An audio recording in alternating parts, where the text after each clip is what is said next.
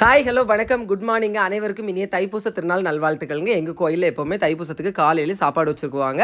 அதனோட குட்டி மின் விளக்கு தான் நம்ம பார்க்க போகிறோம். சாமியெல்லாம் கும்பிட்டுட்டு அப்படியே வந்து பந்தியில் உட்காந்தாச்சு பார்த்துக்கோங்க. இலை போட்டாச்சு. ஃபஸ்ட்டு இலை போடும்போது கன்ஃபியூஷனாக இருந்துச்சு. அப்புறம் கரெக்டாக போட்டு பார்த்துடுங்க. அப்புறம் ஃபஸ்ட்டு வந்து பழம் கொண்டு வச்சுருந்தாங்க, எல்லாருக்கும் கொடுத்தாச்சு. அப்புறம் பார்த்தீங்கன்னா செங்கல்பட்டத்தில் பொங்கணும் சோறு, அவியல் கூட்டு, தீயல் கூட்டு எல்லாம் வச்சாச்சு. வச்ச கையோடு பார்த்தீங்கன்னா சிரட்டை ஆப்பையில் போட்டு சாம்பார் ஊற்றுனாங்க.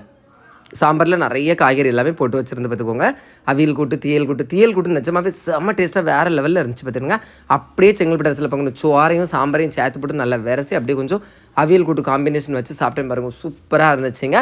யார் யாருக்கெல்லாம் கோயில் சாப்பாடு பிடிக்குங்கிறதே மறக்காமல் என்ன செய்யுங்க, நீங்கள் கமெண்ட்டில் சொல்லுங்கள். சரி, அடுத்தது பார்த்திங்கன்னா தீயல் கூட்டு அந்த பையன் வச்சுட்டு போயிருந்தால் பார்த்துக்கிடுங்க. ரெண்டாவது ரிட்டன் கூப்பிட்டு இன்னும் கொஞ்சம் வைமா அப்படின்னு சொன்னேன். இன்னொரு இலையில வச்சிருந்தேன். இன்னொரு இலை யாருக்கு அப்படின்னு பார்த்தீங்கன்னா எங்கள் அப்பாவுக்கு தான். சரியா, அடுத்தது பார்த்திங்கன்னா எங்கள் அண்ணன் பிள்ளை வந்து சோறு விரசி கேட்டிருந்தா பார்த்துக்கிடுங்க. அதனால அவளுக்குமே விரசி கொடுத்தாச்சு. நீங்களே இப்படி பக்கத்தில் உட்காந்து உங்கள் வீட்டில் உள்ள பசங்களுக்கு இப்படி விரசி கொடுப்பீங்கன்னா மறக்காமல் அதையும் கமெண்ட்டில் சொல்லுங்கள்.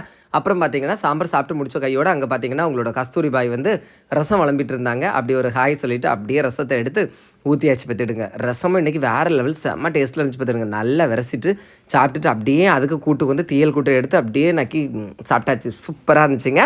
ஓகேவா, பிடிச்சிருந்தா லைக் பண்ணுங்கள். தேங்க்யூ.